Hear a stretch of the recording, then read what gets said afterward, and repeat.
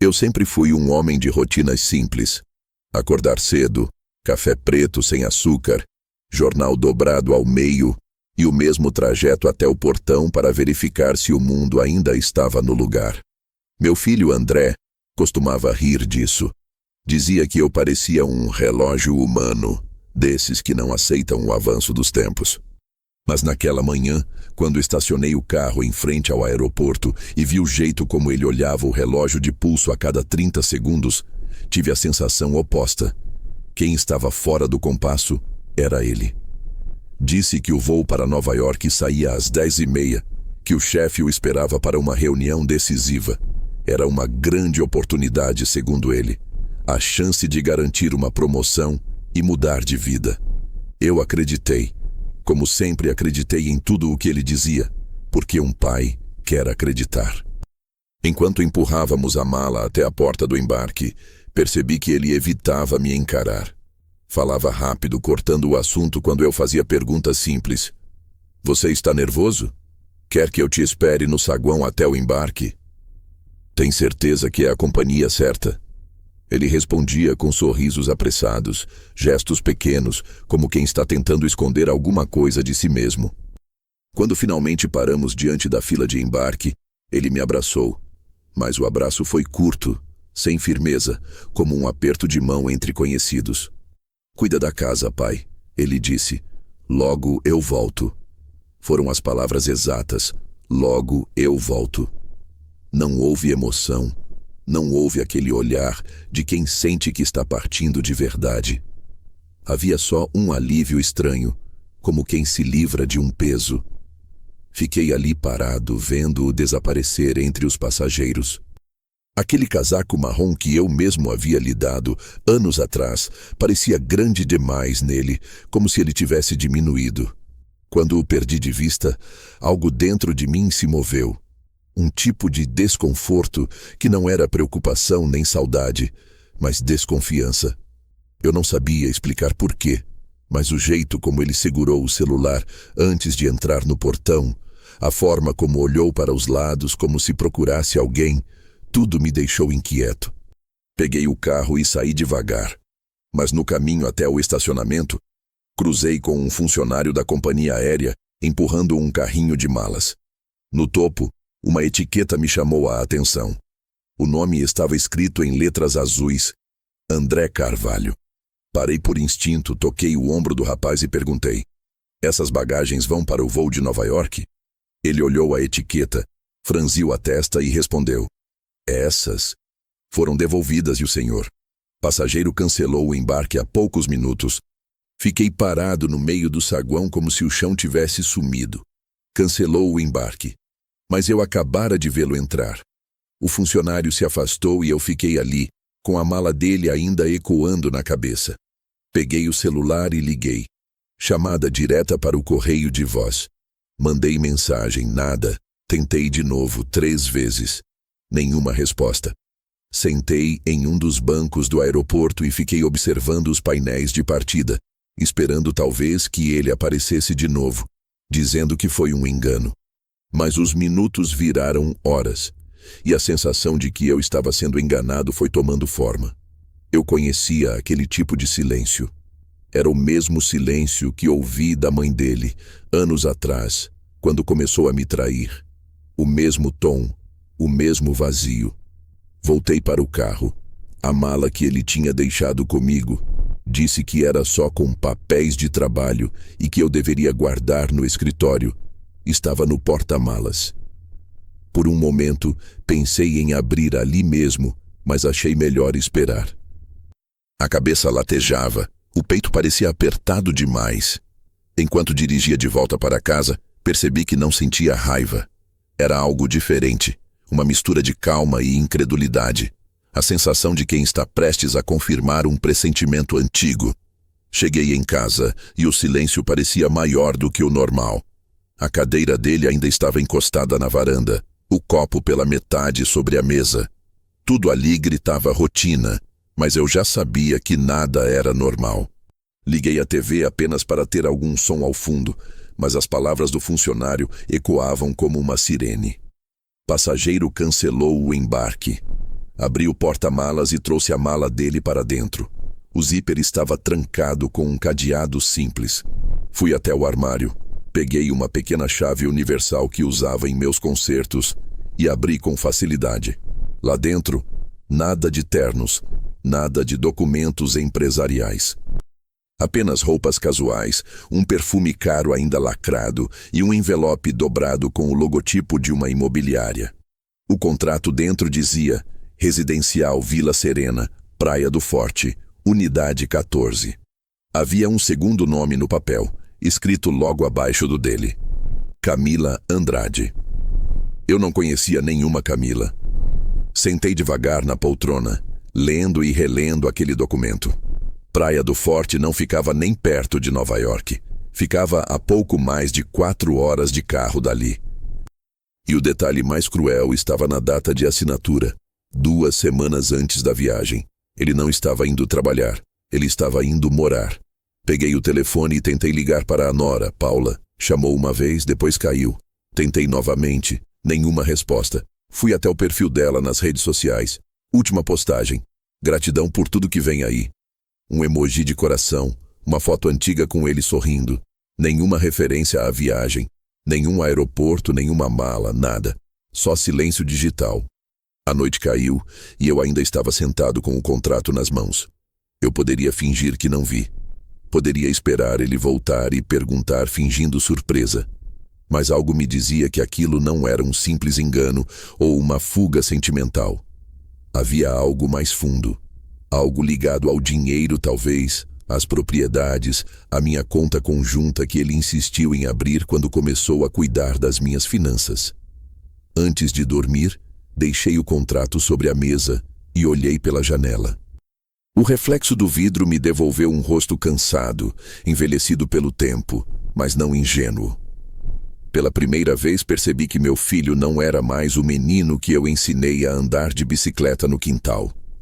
Ele era um homem que havia aprendido a esconder segredos e talvez a usá-los contra mim.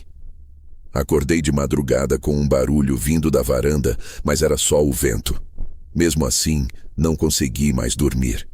Passei a noite pensando na mala, na passagem cancelada, na tal Camila e naquela frase que ele disse ao me abraçar: Logo eu volto. Voltar de onde? Para quê? Quando o sol começou a nascer, preparei o café e sentei à mesa. A vida toda me ensinaram que confiança é o último alicerce de uma casa. E naquela manhã, percebi que a minha já estava rachando. Decidi que iria descobrir a verdade, custasse o que custasse. Passei o dia seguinte tentando me convencer de que estava exagerando. Talvez o funcionário do aeroporto tivesse se confundido. Talvez houvesse uma troca de nome, um erro comum em sistemas apressados. A mente, quando quer proteger o coração, é capaz de construir desculpas perfeitas. Eu me agarrei a essa ilusão durante todo o café da manhã, o almoço e parte da tarde, até perceber que a dúvida já estava tomando espaço demais dentro de casa. Quando a noite caiu, o contrato sobre a mesa parecia me observar. Eu precisava confirmar, nem que fosse para descobrir que tudo não passava de um mal-entendido.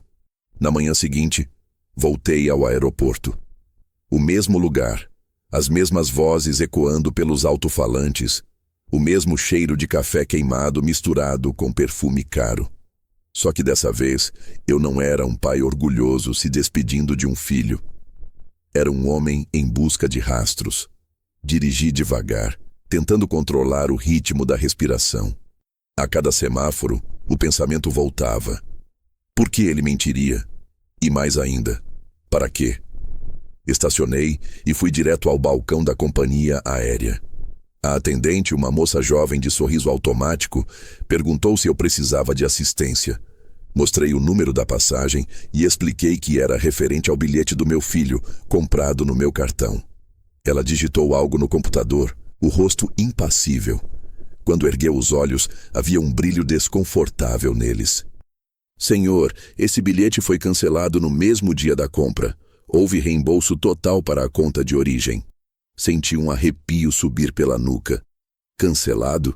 Repeti, fingindo surpresa. Ela assentiu. Sim, e depois houve uma nova compra, mas com destino diferente. Eu tentei manter a voz firme. Qual destino? Ela hesitou, olhou ao redor e respondeu mais baixo. Fortaleza. Fortaleza. Eu conhecia aquele nome. Não como destino turístico, mas como o lugar onde ficava a Praia do Forte. A mesma do contrato encontrado na mala. A confirmação caiu sobre mim com o peso de uma pedra. O senhor gostaria de ver o comprovante? Ela perguntou. Eu apenas balancei a cabeça. Peguei o papel impresso e agradeci com um aceno mecânico. Afastei-me devagar do balcão, tentando não demonstrar o turbilhão que me engolia por dentro. Meu filho não apenas mentiu. Ele planejou cada detalhe. Cancelou a viagem profissional, comprou outra passagem com dinheiro reembolsado e usou o próprio cartão, talvez acreditando que eu jamais me daria ao trabalho de verificar. Sentei num banco perto das janelas de vidro e fiquei observando os aviões decolando, um atrás do outro. Pessoas indo e vindo, famílias se abraçando, casais tirando fotos, crianças correndo atrás de malas. Todos pareciam seguir com suas vidas, enquanto a minha acabava de desmoronar em silêncio.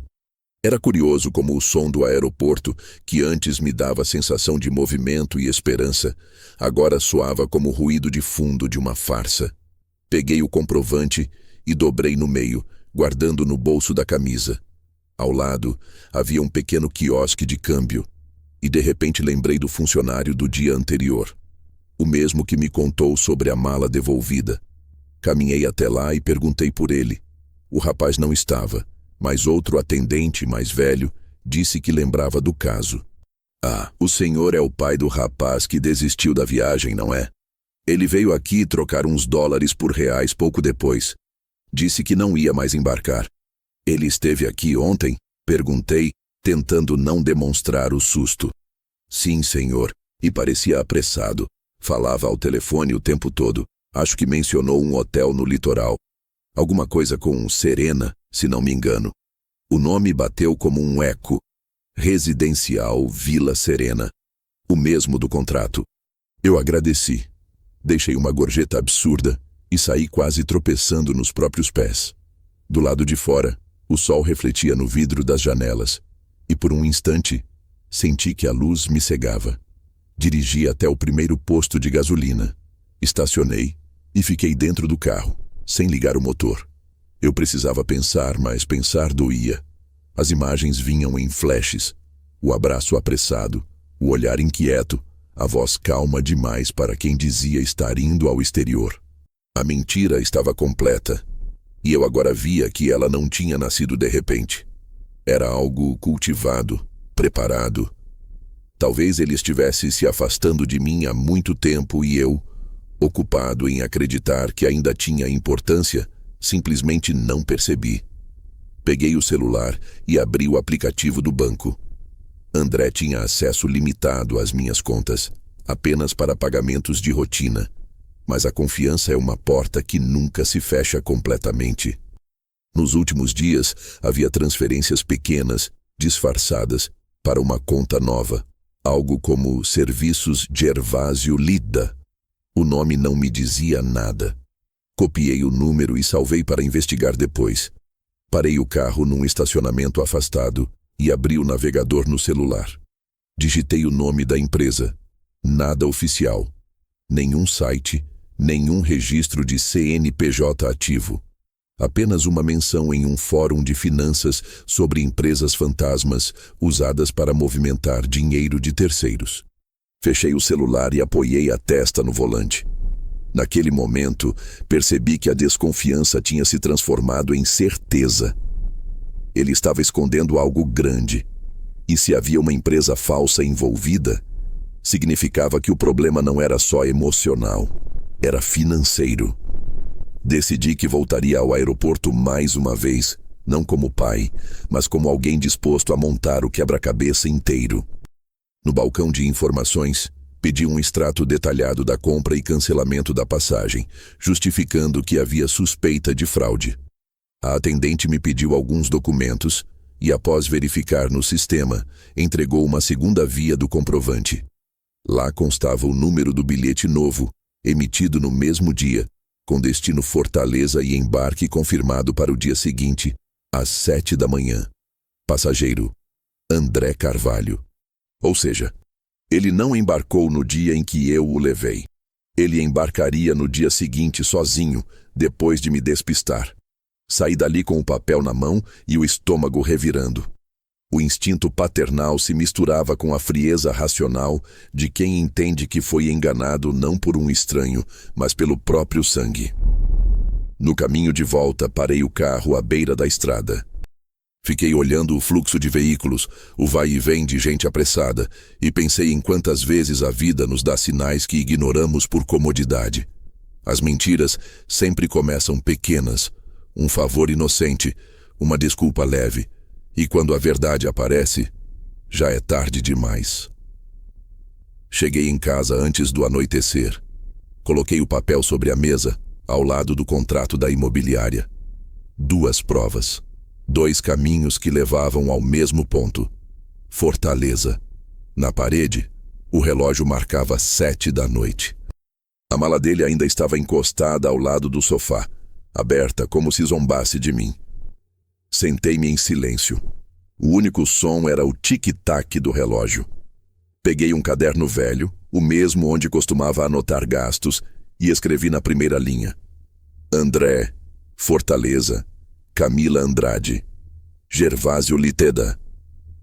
Abaixo acrescentei: descobrir tudo, não confrontar ainda.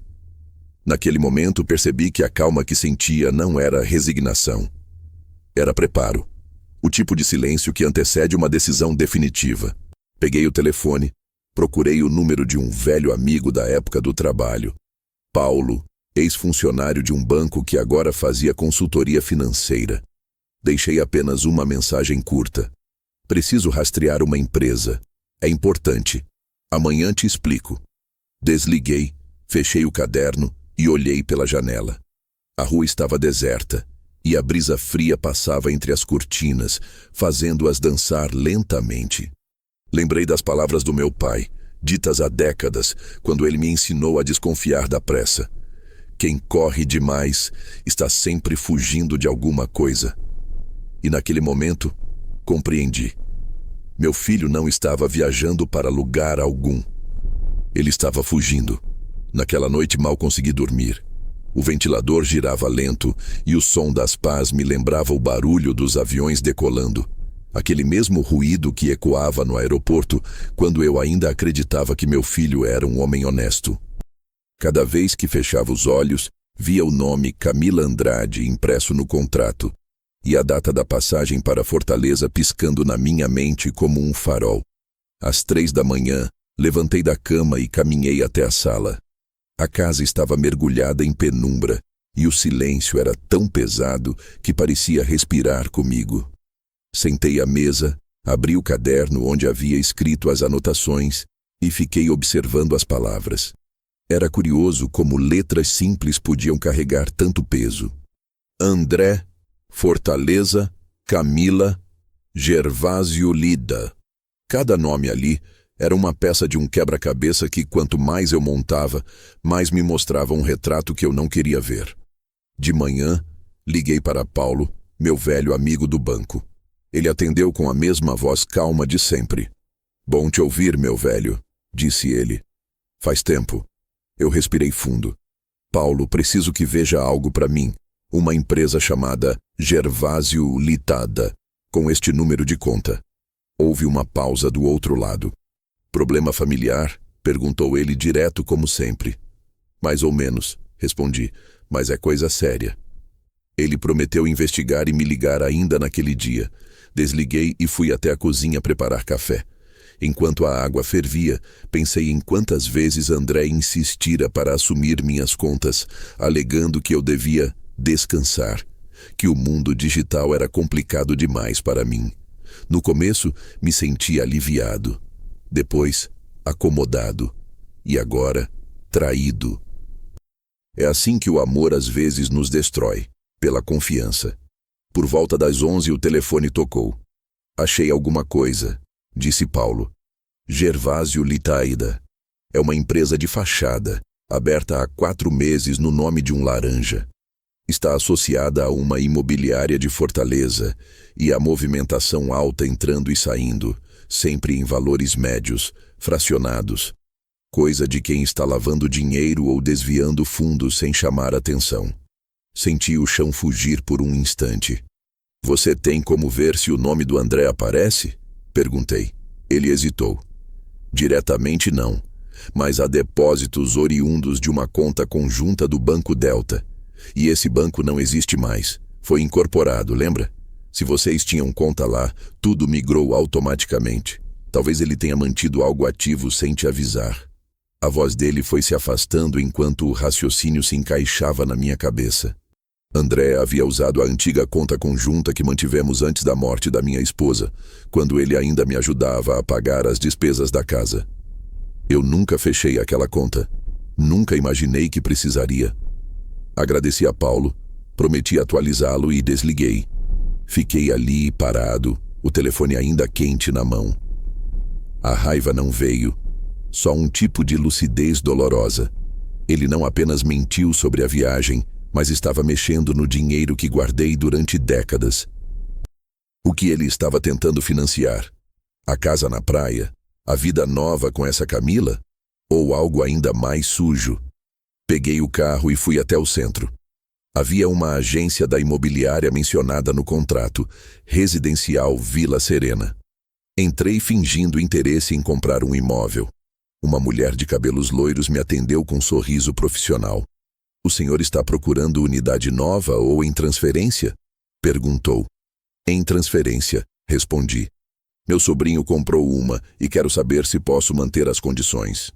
Ela digitou algo no sistema e olhou para mim com simpatia. Nome do comprador? André Carvalho. O que veio em seguida me tirou o fôlego. Ah, sim, claro. Unidade 14.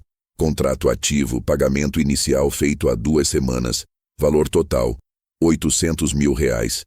Já consta como parcialmente quitado. Parcialmente quitado. Repeti. Isso mesmo. Depósito direto em conta da construtora. Agradeci, saí devagar e entrei no carro. A cabeça girava. 800 mil. De onde ele tirou tanto dinheiro?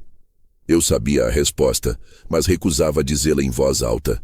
Voltei para casa e abri o cofre no escritório. Uma caixa de ferro antiga que guardava meus documentos, meu testamento, alguns títulos de investimento e o extrato de uma poupança antiga. O saldo estava lá, mas algo chamou minha atenção. A assinatura em uma das folhas não era a minha. Era uma cópia perfeita, mas com um detalhe. O L do meu nome um pouco mais inclinado que o normal. André sempre teve dificuldade com caligrafia. Fechei o cofre e sentei na cadeira. O coração batia calmo, não de medo, mas de constatação.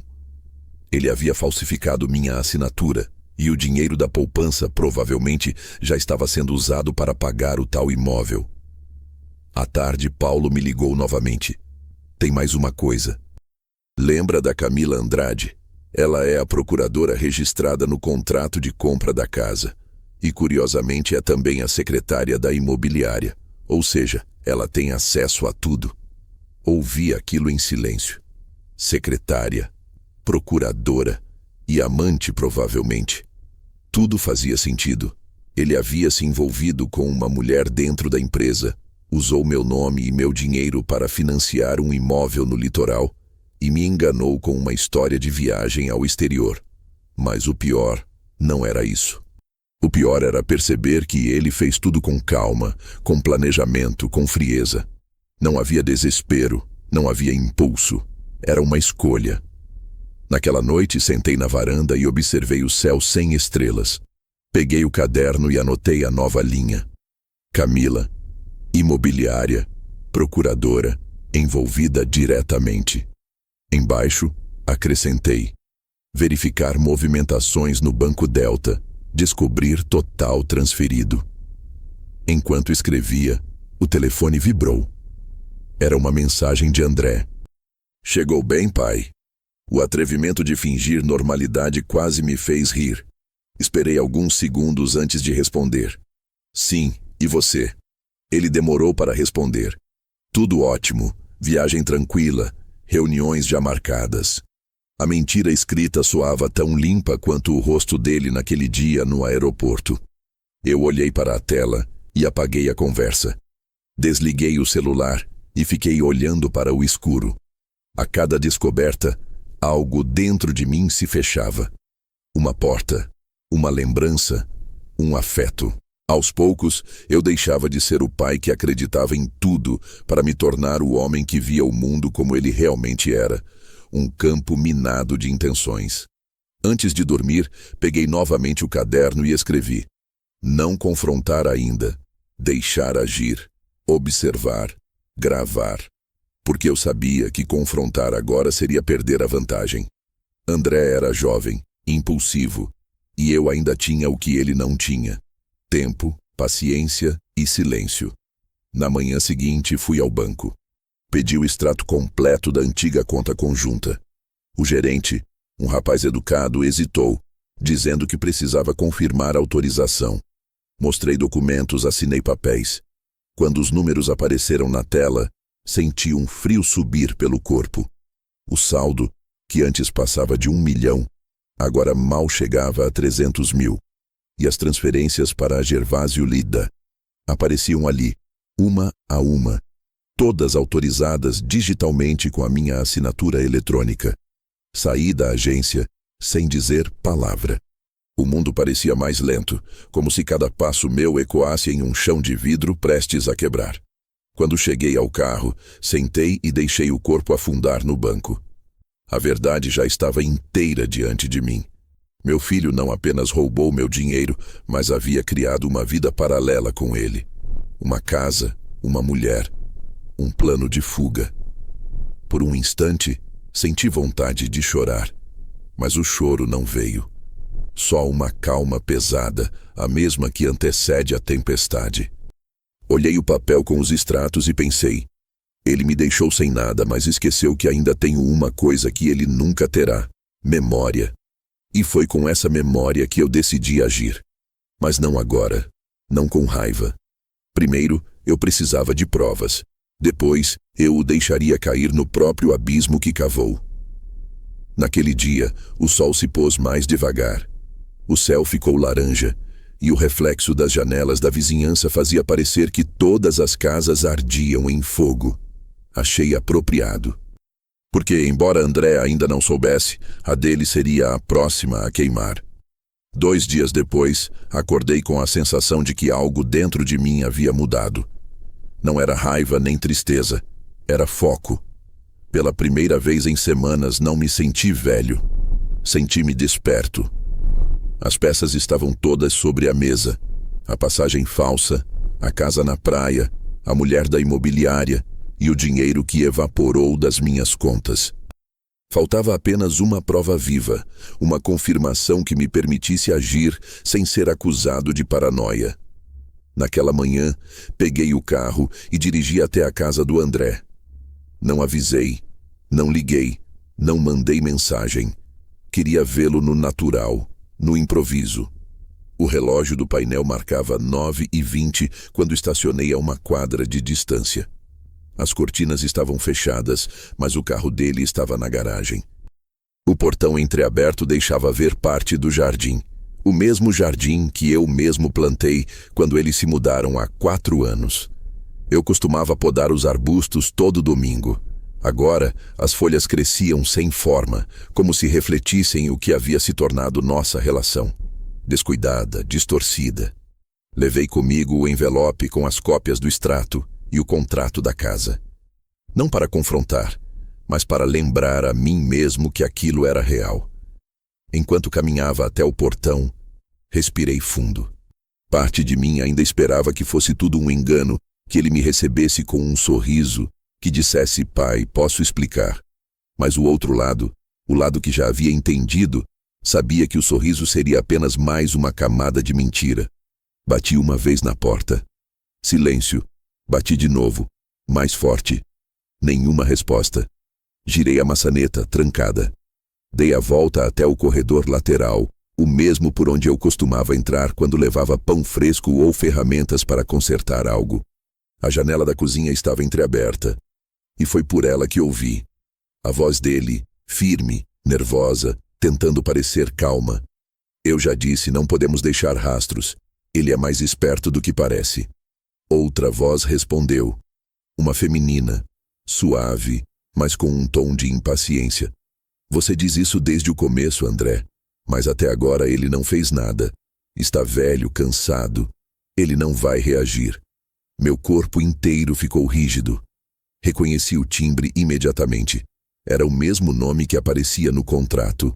Camila. A conversa continuou, e cada palavra parecia cravar mais fundo do que um golpe. Você viu o extrato? Está quase tudo resolvido. Mais uma assinatura, e o valor restante vai para a conta da empresa. Depois disso, estamos livres. E se ele descobrir? Não vai. Mesmo que desconfie, não tem como provar. Tudo está no nome dele com autorização digital. Legalmente, ele mesmo assinou. Camila riu. Um riso curto, sem alma. Então, quando partimos?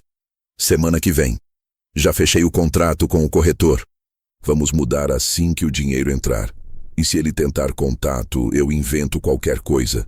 Digo que a empresa me mandou para outro país. Ele vai acreditar. Sempre acreditou. Fiquei imóvel, a mão apoiada no muro, o coração batendo num ritmo que eu não ouvia há anos. Não era o coração de um velho. Era o de um homem traído. As palavras se repetiam na minha cabeça. Sempre acreditou. Por um momento pensei em entrar. Quis gritar, quebrar a porta, exigir que me olhassem nos olhos e repetissem tudo. Mas eu não fiz. O instinto gritou mais alto. Ainda não era a hora. Se eu entrasse naquele momento, sairia derrotado. Eu precisava deles confiantes, descuidados, certos de que eu continuava sendo o velho bobo que eles descreviam. Afastei-me devagar, tomando cuidado para não fazer barulho. Quando cheguei ao carro, as mãos tremiam. Liguei o motor, mas não saí imediatamente. Fiquei observando a casa pelo retrovisor. As cortinas se moveram, e por um segundo vi a sombra dele passar diante da janela. Era estranho vê-lo ali, andando tranquilamente dentro de um espaço que eu ajudei a construir, tramando contra mim como se eu fosse um obstáculo. Dirigi até um café a 3 quadras dali. Pedi um expresso e sentei no canto, perto da janela. Tirei o celular do bolso e abri o gravador de voz. Um hábito antigo que mantinha para registrar lembretes. Apertei o botão vermelho e falei baixo, como se fizesse um relatório para mim mesmo. Dia 23, 9h45 da manhã. Ouvi conversa entre André Carvalho e Camila Andrade. Planejam transferência de fundos. Acreditam que não sei. Pretendem sair do país em uma semana. Parei, salvei o arquivo e escrevi no caderno. Confirmado, eles sabem o que fazem. Golpe em andamento. Fiquei ali por mais de 1 hora, olhando o café esfriar. Não sentia raiva nem pena. Só uma clareza fria, a mesma que um cirurgião sente antes de cortar. Quando terminei o café, paguei a conta e voltei para casa, planejando o que viria a seguir. Naquela tarde, liguei para Paulo novamente. Contei parte do que ouvi sem mencionar nomes. Ele entendeu na hora. Você precisa de provas sólidas, não de gravações soltas. Quer que eu te ajude a preparar uma procuração reversa? Algo que anule o acesso dele às suas contas? Concordei. Nos encontramos no dia seguinte. Paulo era meticuloso. Redigiu o documento de forma que eu reassumisse controle total das contas e revogasse qualquer permissão antiga.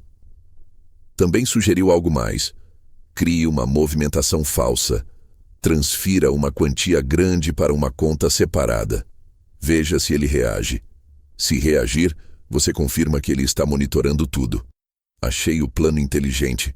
No mesmo dia fiz uma transferência de R$200 mil para uma conta recém-aberta em meu nome, em outro banco. Anotei o horário. 2 dias depois recebi uma ligação de André. Pai, vi uma movimentação estranha na conta. Tudo bem por aí? Fiquei em silêncio por um instante antes de responder. Tudo ótimo, filho. Só ajustando umas coisas do imposto. Ele riu, mas o riso soou tenso. Ah, bom. Pensei que fosse algum erro do sistema. Se fosse, você me avisaria, não é? Claro. Desligamos, e foi ali, naquela troca breve, que eu percebi o quanto ele estava enredado na própria armadilha. Ele mesmo se entregara. Naquela noite, choveu. A primeira chuva forte em semanas. Sentei na varanda e deixei o som da água me acompanhar enquanto revisitava cada detalhe dos últimos dias. A voz dele, a dela, as mentiras, as transferências. Tudo fazia parte de um roteiro minucioso. E eu era o personagem que deveria ser enganado até o fim. Só que agora, pela primeira vez, eu conhecia o enredo. Peguei o caderno e escrevi mais uma linha. Confirmado. Eles acreditam que o velho está dormindo. E embaixo, com letra firme, acordado. Deixei o caderno sobre a mesa e fiquei olhando a chuva cair sobre o jardim. As gotas batiam nas folhas, lavando a poeira acumulada, revelando o verde de novo. Pensei que talvez fosse assim que a verdade funcionasse. Primeiro destrói, depois limpa. Na manhã seguinte, antes mesmo do sol nascer, tomei uma decisão. Eu não ia à polícia. Não ainda. As instituições servem para resolver crimes, mas não para ensinar arrependimento. E o que eu queria não era punição. Era consciência. Queria que ele soubesse o que é perder tudo, o que é sentir a própria casa ruir pelas mãos de quem mais confiou. A partir daquele momento, comecei a planejar o contragolpe. Mas antes de agir, eu precisava de uma última peça. O documento que provaria de forma incontestável o alcance da traição. E esse documento estava guardado no meu próprio cofre, ou pelo menos eu achava que estava. No fim daquela semana, voltaria a abri-lo. E o que encontrei lá dentro seria o início da ruína definitiva do meu filho. Abri o cofre com a mesma chave de sempre, aquela que guardei por décadas num cantinho do meu escritório. A fechadura rangeu, familiar, como se me saudasse de volta. Lá dentro estavam os papéis que eu mantinha por hábito, a certidão de casamento amarelada, alguns títulos antigos, o contrato de prestação de serviços que eu guardava só por precaução. Peguei cada coisa com cuidado, como quem manuseia um relicário. No fundo do cofre havia um envelope marrom, grosso, com o meu nome escrito na mão, caligrafia antiga, do tempo em que eu ainda cuidava de tudo pessoalmente. Não lembrava de ter escrito aquilo, mas reconhecer uma letra é reconhecer um momento. No envelope, um carimbo do cartório e, ao lado, uma anotação. Abrir apenas em caso de dúvida. Minha mão tremeu levemente quando rasguei a aba. Dentro havia documentos que eu achava já vistos e outros que me surpreenderam.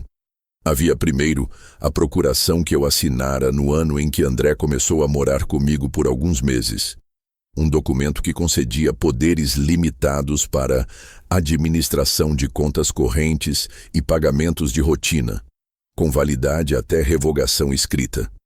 Lembrei vagamente de tê-la assinado para facilitar pagamentos. Achei que era só aquilo, mas havia outra folha, dobrada e lacrada com fita vermelha. Um aditivo, rubricado por mim com a mesma caneta de sempre. Li devagar. O aditivo estipulava algo que, naquele momento, me pôs de pé. Qualquer transferência ou alienação de bens acima de R$300 mil exigiria a assinatura conjunta de 2 outorgantes. Eu e um terceiro nome designado no documento, Dr. Henrique Soares, advogado. Era uma cláusula que eu pedira anos atrás, quando um caso de família me deixou cauteloso. Uma cláusula que eu, por preguiça, acreditara ter esquecido. Mas ali estava, claro como um farol. Significa que, legalmente, meu filho não poderia transferir grandes quantias sem que o advogado assinasse também. Significa que ele havia burlado algo, ou forjado, ou usado outro caminho.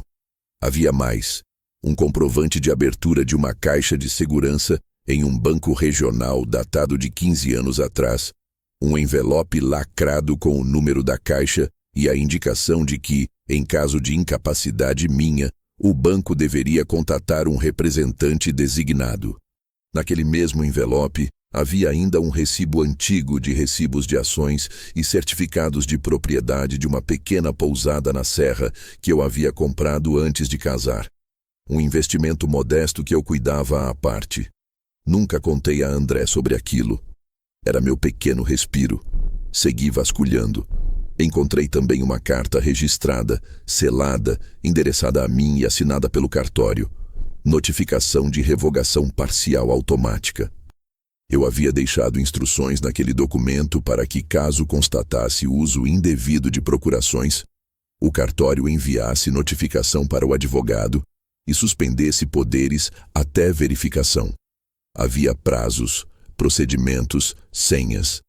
Lembrei de tudo como se tivesse feito ontem.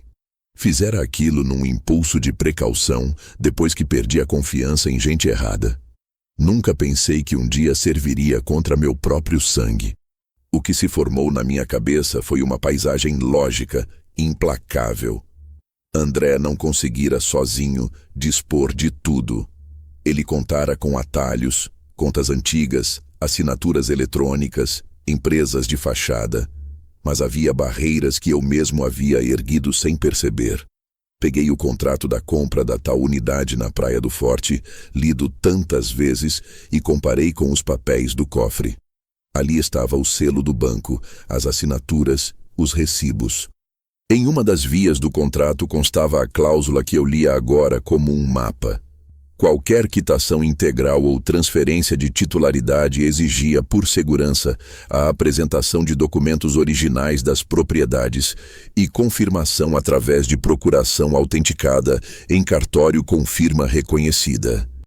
Ou seja, pagamentos digitais podiam ser feitos, mas a mudança de titularidade definitiva só seria perfeita com a entrega física de títulos originais.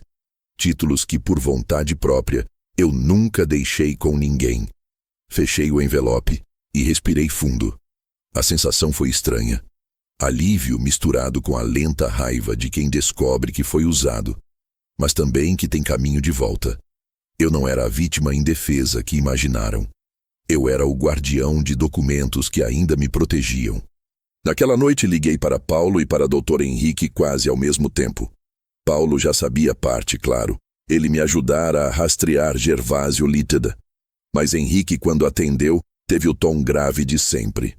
"Venha agora", disse ele. "Não toque em nada. Leve o envelope e venha até o meu escritório.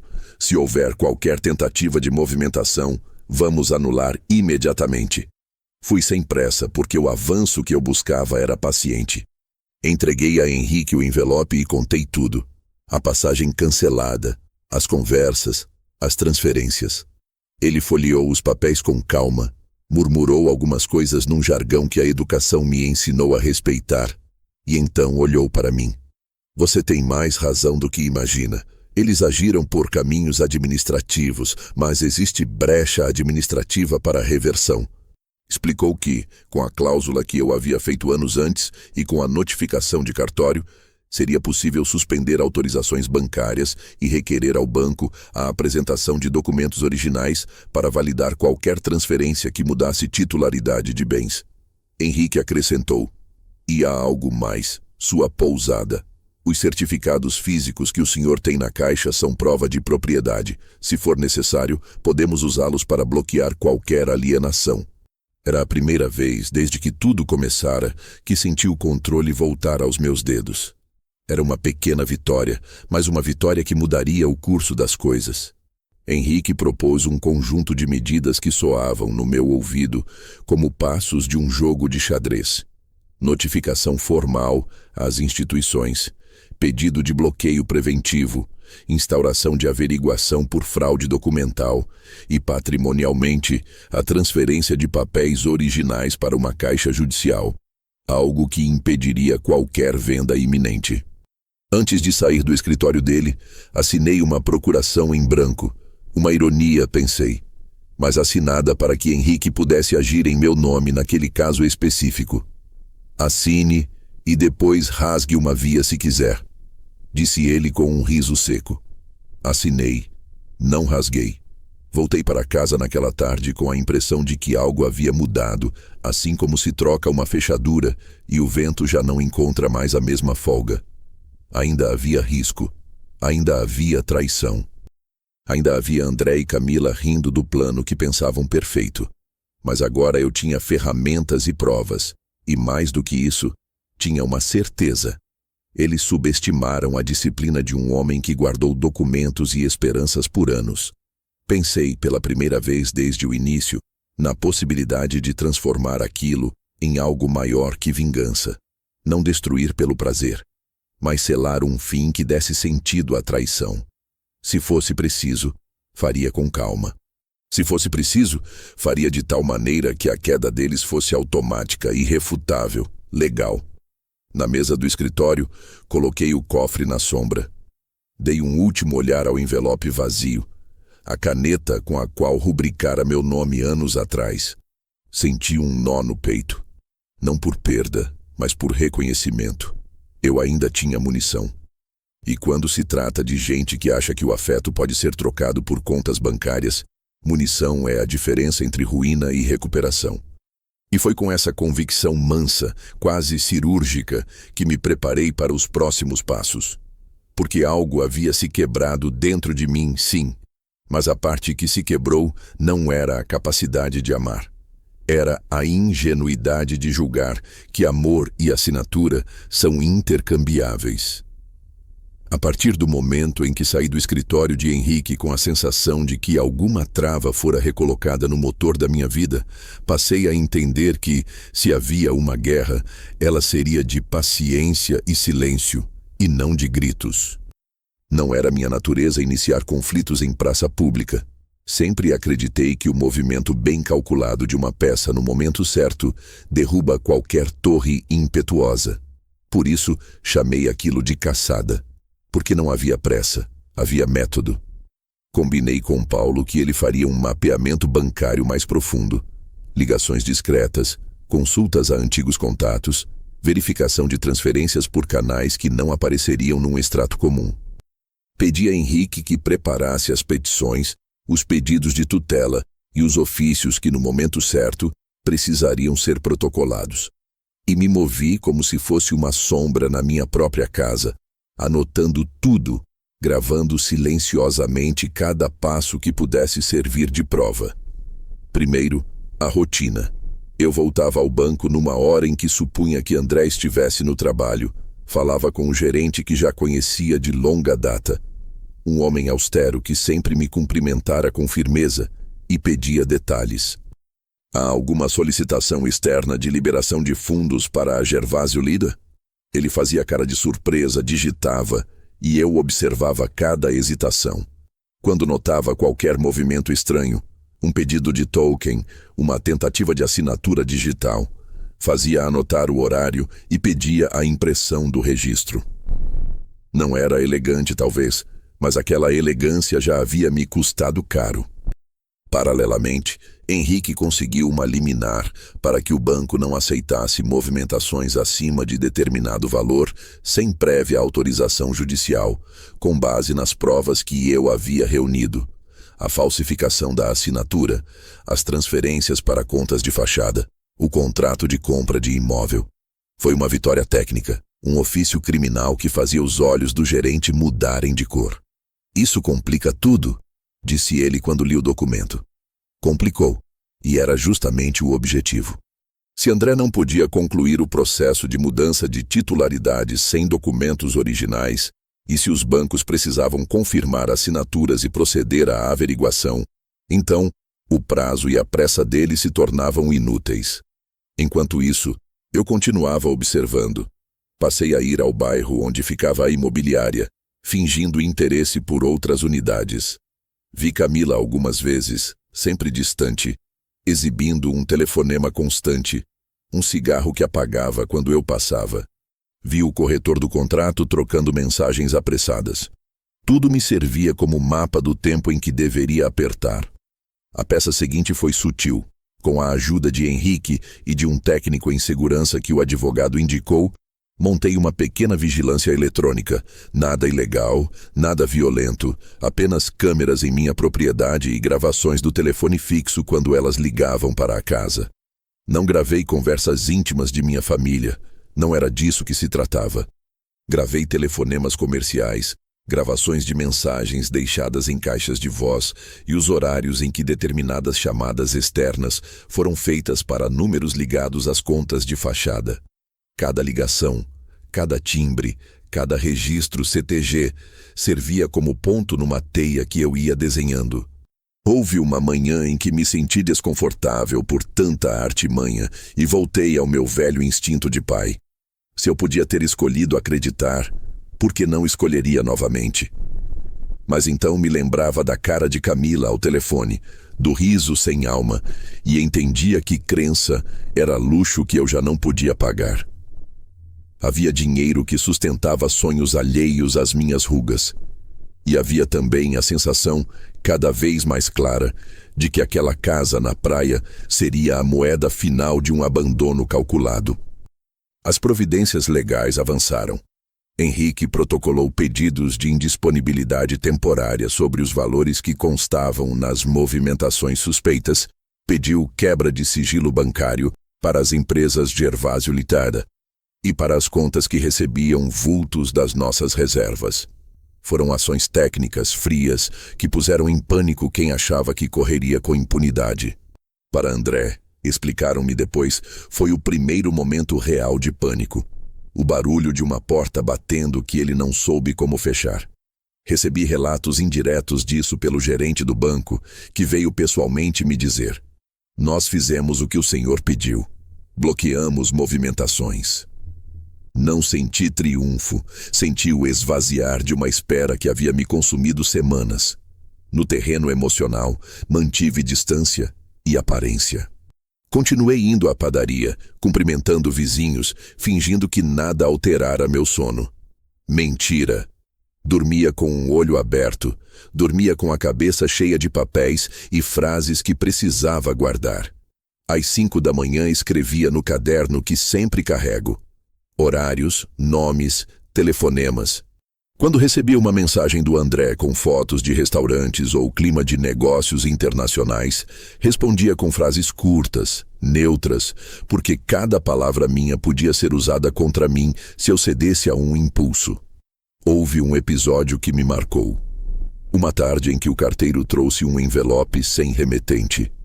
Abri na frente de Paulo e era um comprovante de depósito para Gervásio Litarda, carimbado com uma agência distante, um valor significativo. Era a prova incontestável de que o dinheiro se movia. Paulo limpou os óculos, olhou para mim e falou baixo. Eles pensaram em tudo, menos em quem guarda a memória. A frase ficou comigo como um estandarte. Memória, naquele instante, virou arma. Também havia a vigilância social. Conversei com vizinhos discretamente. Descobri que André e Camila haviam passado noites em um apart-hotel perto da imobiliária, que ele fazia saídas noturnas e voltava cedo, sempre com roupas trocadas, sempre com olhos cansados. Não cumpri o papel do pai que expõe. Cumpri o papel do homem que observa para proteger o que ainda lhe resta. E isso me deu tempo para que Henrique agisse. O advogado trabalhou rápido. Impetrou medidas cautelares, notificou o cartório quanto à venda, pediu retirada de pauta em qualquer registro de transferência. Cada documento que chegava me devolvia um alento contido. Imaginei por momentos o olhar de André quando fosse perceber que sua paciência e sua pressa foram vencidas por rodadas burocráticas, nem sempre glamurosas, mas históricas na sua eficácia. Parecia-me surreal que a mesma máquina que sustenta uma fraude pudesse ser usada para contê-la. Mas assim é o mundo, governado por papéis e carimbos. Enquanto isso, segui o plano que sugerira. Criei movimentos que testassem a reação deles. Uma transferência atrás de um valor que eu sabia que atraía a atenção. Uma mensagem enigmática enviada ao celular dele por um número que ele não reconhecia. E observei. Ele caiu na isca com a pressa de sempre. Ligou, veio até o banco, tentou falar com gerentes. Foram minutos suficientes para Henrique e Paulo reunirem mais evidências. Paulo me disse depois com uma ponta de orgulho: ele mostrou onde pisa quando está com medo. E eu entendi que o medo é o único medidor real da coragem. Tudo isso foi acontecendo sem dramaticidades públicas. Não havia escândalo, não havia socos na mesa. Apenas procedimentos em gabinetes, registros eletrônicos, carros de banco com ordens de bloqueio, mensagens automáticas. E num certo dia, ao abrir o jornal local, vi uma pequena nota de que a construtora responsável por Vila Serena havia recebido um ofício determinando suspensão de qualquer registro de transmissão de propriedade até investigação complementar. Pequena nota, grande efeito. O plano de André virou folha de papel que não tinha força para virar escritura. No íntimo, no entanto, eu notava algo que a lei não toca. A mudança no olhar dele quando nos víamos em épocas de festas de família. Havia remorso, havia raiva, havia dúvida. Não me interessava decifrar. Meu interesse era simples: preservar o que ainda podia ser preservado e, se possível, fazer com que a justiça, por sua calma técnica, devolvesse à vida a ordem que ele tentou subverter. A caçada silenciosa deu seus frutos. Em 2 semanas, parte dos valores foi bloqueada. As chamadas e deslocamentos para a imobiliária cessaram por um período, e a Gervásio Litinta passou a ser investigada oficialmente. André começou a receber mensagens de cobrança da própria vida que havia montado. Proprietários que exigiam comprovantes, fornecedores que cobravam, e o banco que pedia assinatura física que não existia. A pressa dele, que antes era instrumento, virou sua própria armadilha. E eu, do meu lado, não celebrei. Agi. Mantive o silêncio que aprendi a guardar. Porque vingança, para mim, nunca fora o objetivo maior. O objetivo era recuperar o que era meu. Não só em números, mas em dignidade. Havia ainda passos a dar. Havia um jantar que eu marcaria, um envelope que eu entregaria, e uma voz que diria, com gentileza cirúrgica, a verdade das coisas. Mas isso, eu sabia, teria de ser feito no tempo certo, de modo que nem mesmo o orgulho dele pudesse reorganizar a narrativa. E assim prossegui. Um homem de rotinas simples, transformando-se com paciência e papéis em algo que não conhecia antes. Um estrategista manso, capaz de esperar até que a maré desse a volta. Eu sabia que, para concluir o círculo, precisava ver André de perto, não como pai, como observador. A essa altura, as medidas legais já corriam silenciosas.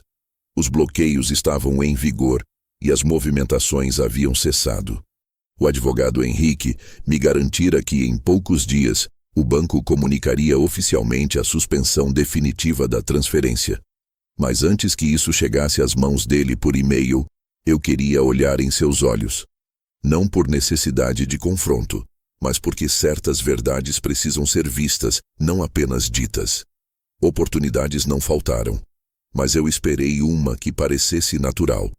Não queria despertá-lo, nem fazê-lo desconfiar.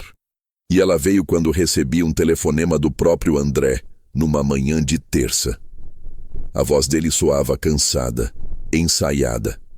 Pai, você pode passar no banco comigo hoje? Preciso resolver umas coisas da conta conjunta, pequenos ajustes, nada demais. Fingi hesitar, como quem se surpreende com o pedido. Claro, filho. Que horas? Às 11. Eu te encontro lá. Desliguei o telefone e fiquei um tempo parado olhando pela janela. O céu estava limpo, o ar parado. Parecia um dia comum, mas havia algo de simbólico naquele convite. O mesmo lugar onde ele havia iniciado o golpe seria agora o palco onde eu o desmontaria. Antes de sair, conferi se o gravador que Paulo me emprestara estava funcionando. Era pequeno, discreto, preso no bolso do paletó. Cheguei pontualmente. Ele já me esperava na calçada, mexendo no celular. Estava mais magro, a barba por fazer, o terno desalinhado. Tentou sorrir quando me viu, mas o gesto saiu pela metade.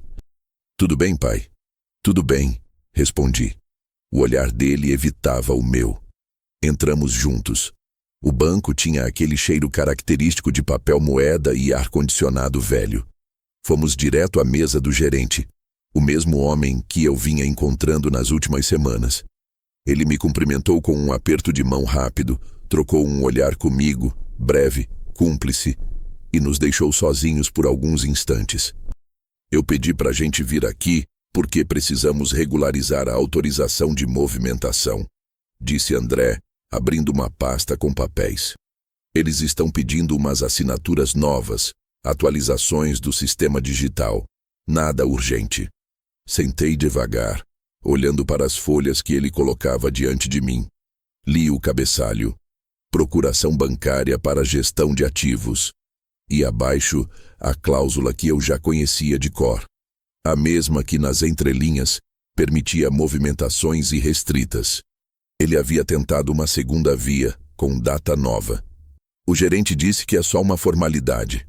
Acrescentou ele, empurrando a caneta. Assina aqui, pai. É só para liberar o acesso e agilizar umas pendências. Fingi que lia com dificuldade, ajustando os óculos. É muita letra pequena para um homem da minha idade, murmurei, e vi o canto da boca dele se contrair, impaciente. Confia em mim, disse.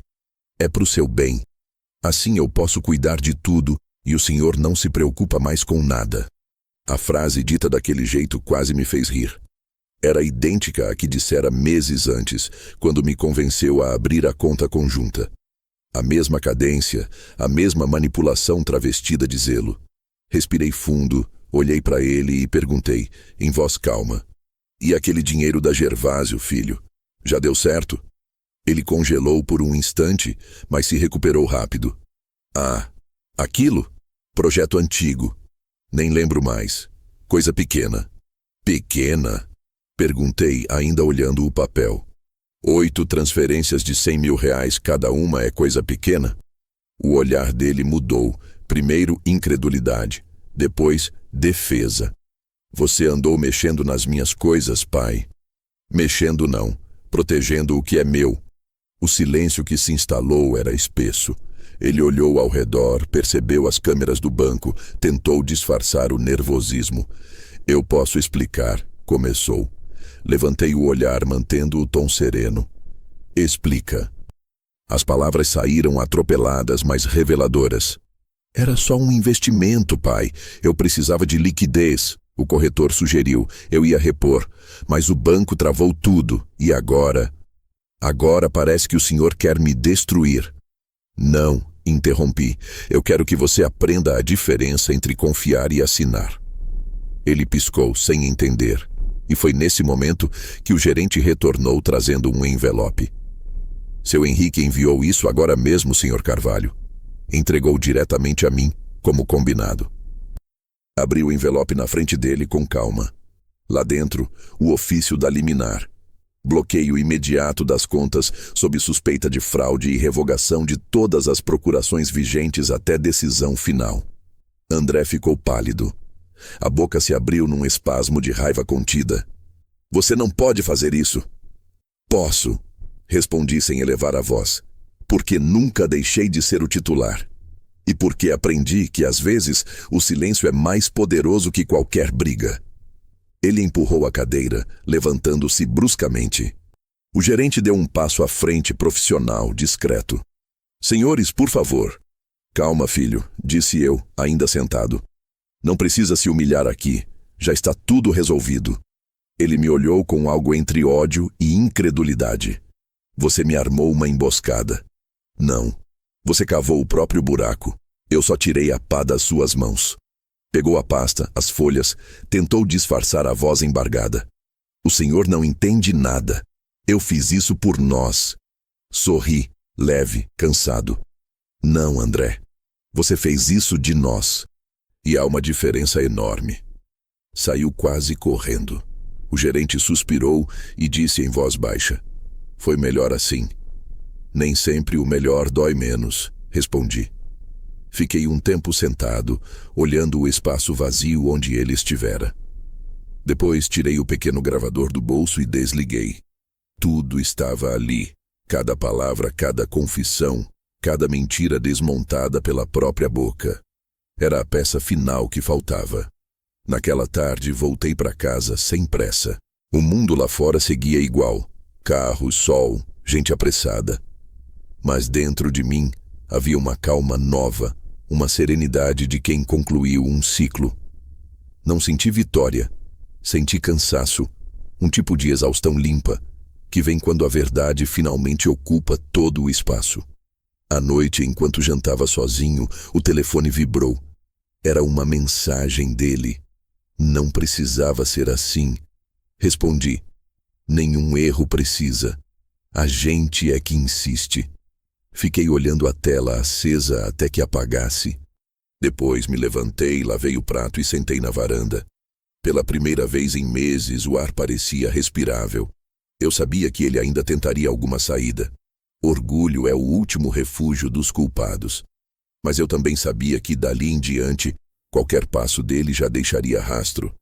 E foi ali, sob o som distante dos carros e o chiar dos grilos, que percebi: a vingança já havia acontecido, e não por minhas mãos.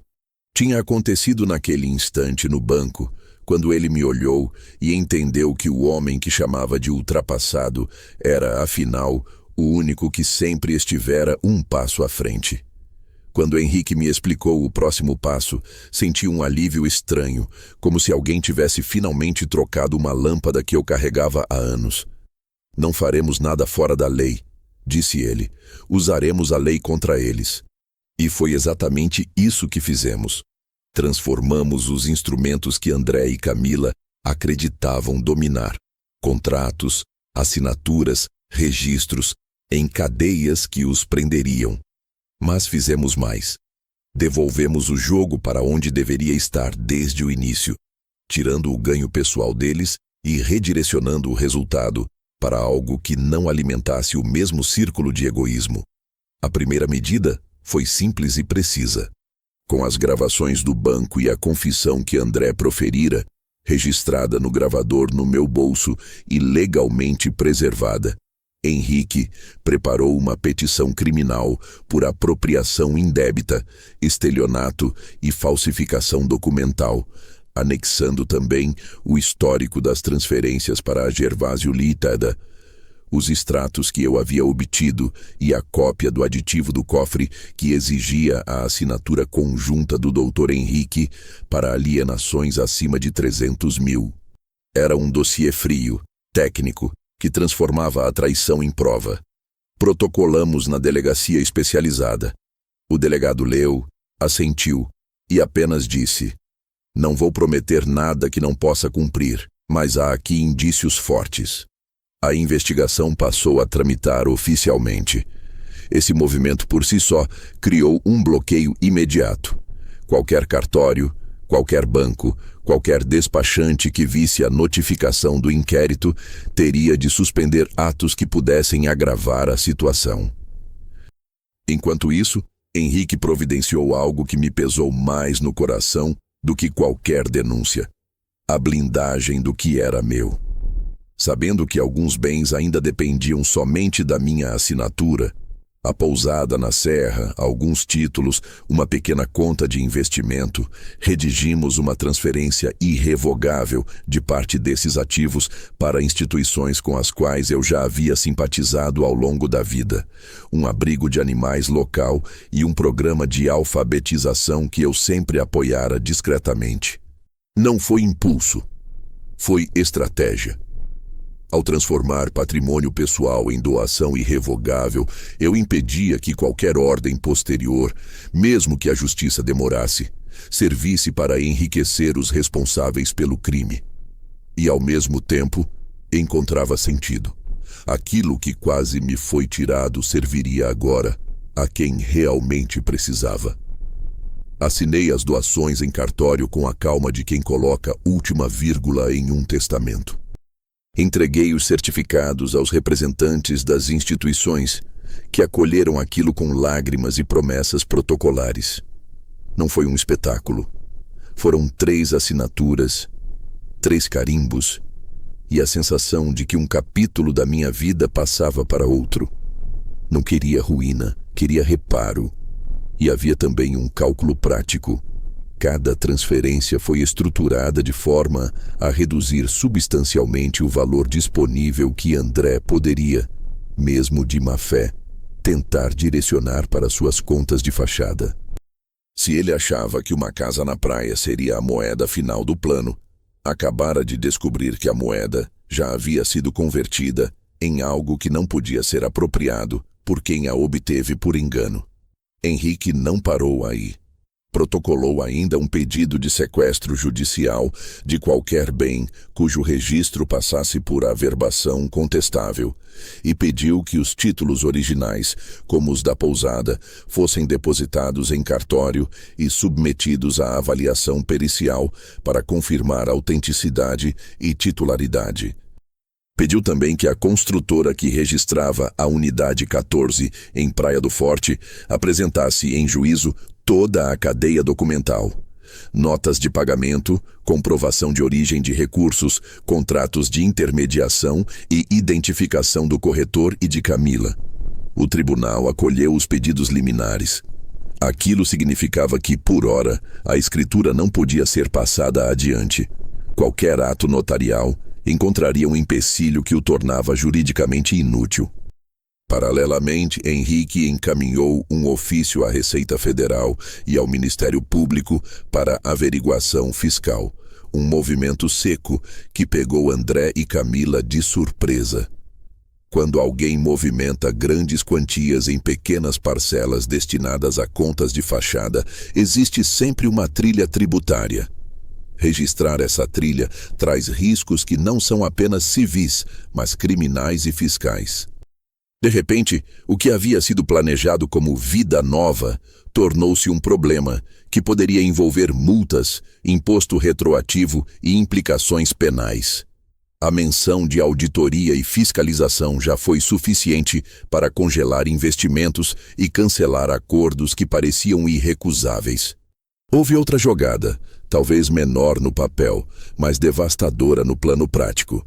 Henrique, com minha autorização, assinou a exigência formal para que qualquer cartório e qualquer registrador solicitasse a apresentação de originais dos títulos da propriedade antes de qualquer averbação. Lembrei das minhas velhas certidões no cofre. André e Camila tinham as primeiras parcelas, os recibos digitalizados, contratos assinados. Mas o processo definitivo de transferência de titularidade dependia de documentos físicos que, por escolha minha, eu jamais deixara fora do cofre. Na prática, o que parecia ser a consumação do golpe, a escritura em nome deles, revelou-se uma miragem. Faltavam papéis que não existiam em cópias simples. A corrida que André acreditara ter ganho virou agora um labirinto sem saída. Enquanto a esfera legal tomava seu curso, nós também desenhamos um movimento de prevenção. Henrique solicitou ao banco que notificasse formalmente fornecedores e credores da existência do inquérito e da liminar, para que ninguém aceitasse repasses sem confirmar liberação judicial. Isso fez com que o corretor e outros envolvidos se recolhessem. Alguns tentaram argumentar ignorância. Outros, com pressa, tentaram negociar por fora. Em todas as tentativas, Henrique respondeu com solicitação de formalidade. Tudo por escrito, via cartório, só com comprovação original. Era uma barreira que exigia procedimento, e procedimento é algo que retira a pressa do ladrão. O efeito prático dessas ações foi rápido. Fornecedores de Camila começaram a cobrar notas, exigindo documentos que não apareceram. A construtora, obrigada a apresentar comprovantes, encontrou irregularidades em parcelas pagas por contas sem lastro. O gabinete do cartório abriu procedimento interno para checar o caso. Pequenos sinais que, somados, transformaram-se num consenso institucional. Havia indícios suficientes para desacelerar o processo. Enquanto isso, no âmbito pessoal, André começou a sentir o peso daquilo que criara. Recebi mensagens curtas, agressivas, pedindo para fazermos as coisas conversando. Respondi com uma frase curta e firme. Você teve sua chance de conversar. Eu escolhi agir. Houve ainda um movimento que eu não esperava, mas que revelou algo que sempre me fez pensar melhor dos outros. Vizinhos e antigos colegas começaram a me ligar, discretamente, oferecendo depoimentos, lembrando de pequenas coisas, saídas noturnas, empréstimos não pagos, promessas quebradas. Apareceram testemunhas que eu não solicitei. Talvez minha história tenha tocado algo que era óbvio para quem os cercava. Pessoas que haviam sido enganadas por eles, pequenas e grandes, começaram a permitir que a verdade acumule peso. A justiça, afinal, não é apenas técnica, é social também. No fundo, tudo isso foi feito sem espetáculo. Não houve cartazes, não houve acusações gritando em praça. Cada petição, cada bloqueio, cada transferência feita em cartório foi um movimento de mão invisível que tirou o poder de quem o obtivera por atalho. O golpe mudou de dono não por vingança teatral, mas por um trabalho que convocou a lei, a prudência e a solidariedade das instituições. E quando as primeiras notificações chegaram à casa de André, intimações para prestar esclarecimentos, solicitações de comprovantes, vi no olhar dele o mesmo pânico frio que semanas antes ele mostrara em relação a mim. Agora era a vez dele procurar um advogado, e não mais para facilitar golpes, mas para se defender.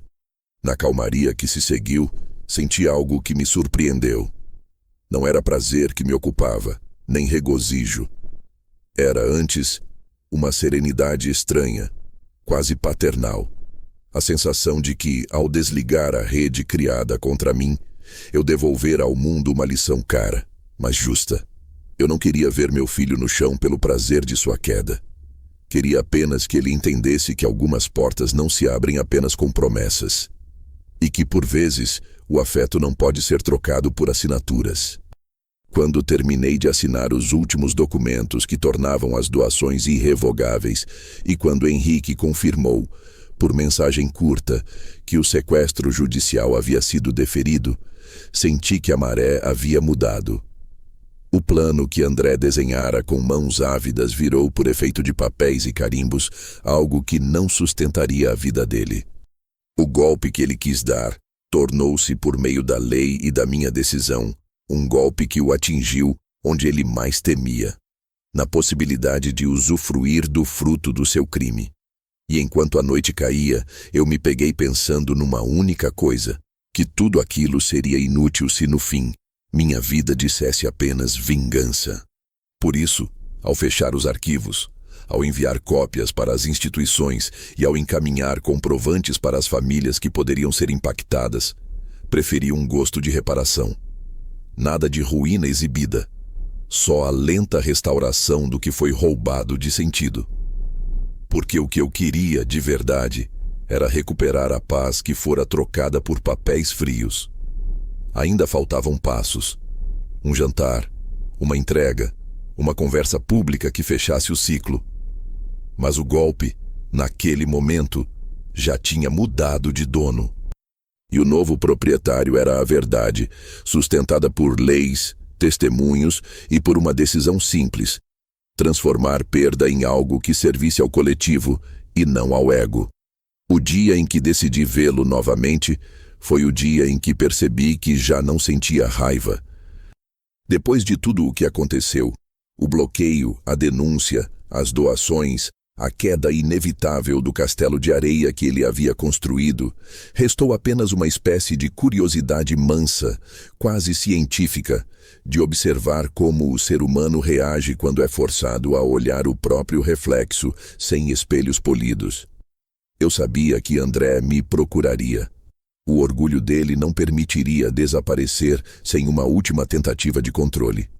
E ele o fez, exatamente como eu imaginava. Por mensagem curta, direta, carregada de falsa humildade.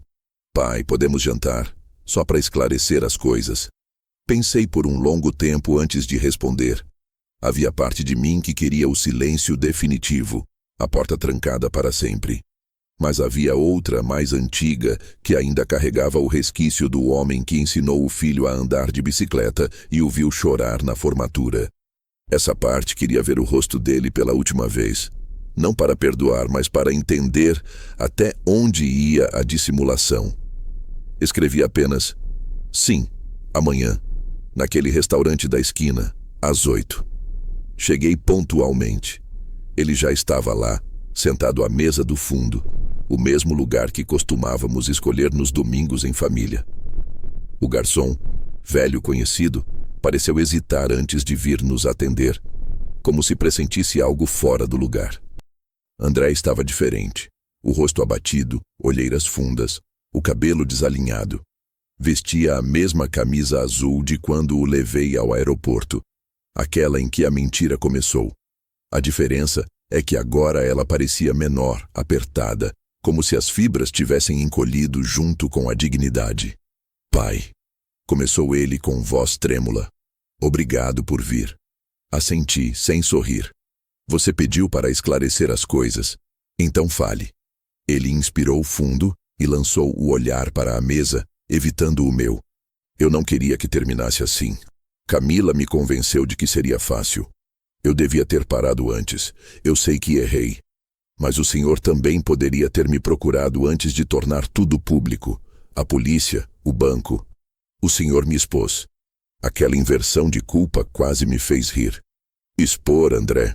Você me fez assinar documentos falsos, mentiu, usou meu dinheiro, planejou fugir do país e ainda assim acha que o problema foi o escândalo.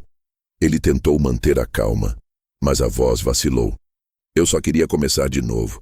Eu pensei que o senhor não se importaria, que não precisaria mais de tudo isso. Eu só queria o que era meu por direito. Por direito? Repeti, inclinado para a frente. Por qual direito? O de herdeiro? O de sangue? Porque até onde eu sei, direitos se herdam depois que o coração do pai para de bater, e o meu ainda está firme. Ele abaixou a cabeça. O garçom se aproximou, perguntou se queríamos pedir algo. Pedi apenas água. André pediu vinho, mas o copo permaneceu intocado. A cada minuto o ar parecia mais denso. Eu sei que o senhor acha que fui eu quem planejou tudo, disse num tom que buscava vitimização. Mas não foi bem assim. A Camila, ela o convenceu? Ela o obrigou? Ela controlou sua mão quando falsificou minha assinatura? Perguntei com uma calma que o desconcertou. Não, André. Você sabia o que fazia. Ela foi apenas o espelho que refletiu o que já existia em você. Ele tentou desviar o olhar, mas eu continuei. Sabe o que mais me dói? Não é o dinheiro. Dinheiro se ganha, se perde, se doa. O que dói é o tempo. O tempo que passei acreditando que ainda havia em você algo que valesse a pena proteger. Silêncio. Ele respirava rápido. O senhor acha que nunca errou? Perguntou com voz baixa, quase infantil. Acha que foi o pai perfeito? Não, respondi. Eu errei por amar demais. E esse tipo de erro não se paga com advogado. O garçom trouxe a água. O som do gelo no copo preencheu o silêncio entre nós. Olhei para ele e percebi algo novo. Não arrependimento, mas medo. O medo de quem finalmente entende que não há mais nada a perder. Camila foi embora, disse ele quase num sussurro. Depois da investigação, ela sumiu, levou o que pôde. Eu estou sozinho. Você sempre esteve, respondi. Ele passou as mãos pelo rosto, exausto. O que o senhor quer que eu faça? Que me ajoelhe? Que peça perdão? Não quero nada, André. Eu já tenho o que preciso. Só vim entregar uma coisa.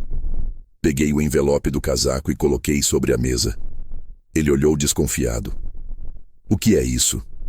Provas, gravações, documentos, tudo o que eu poderia usar contra você. Ele empalideceu. Você vai me destruir, é isso? Não. Eu já destruí a parte de mim que acreditava em você. O resto não precisa de destruição, só de consciência. Abriu o envelope com as mãos trêmulas. Dentro, uma cópia do áudio gravado no banco, os extratos e uma carta. Leia depois, pedi. Ele ergueu o olhar, confuso. Por quê? Porque quando terminar vai entender o que perdeu. E não estou falando de bens.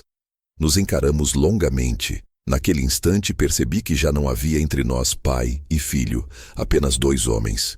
Um que aprendera a viver com as próprias escolhas e outro que ainda tentava culpar o mundo por não sustentá-lo. Terminei a água, deixei o dinheiro na mesa e me levantei. "O senhor vai mesmo sair assim?" perguntou quase num sussurro. "Sim. Já fiquei tempo demais em mesas onde a verdade não era servida." Quando saí, senti o ar frio bater no rosto. A cidade seguia viva, indiferente às tragédias domésticas que acontecem em silêncio. Caminhei até o carro sem olhar para trás. No caminho de volta, parei no semáforo e abri o vidro. O vento noturno trouxe um cheiro de chuva distante. Pensei em quantos pais e filhos, por orgulho ou medo, deixavam de se olhar com verdade até que fosse tarde demais. Eu havia olhado, e o que vi me bastou. Em casa deixei o casaco na poltrona, sentei-me e abri o caderno. Na última página escrevi: "O jantar foi o fim, não dele.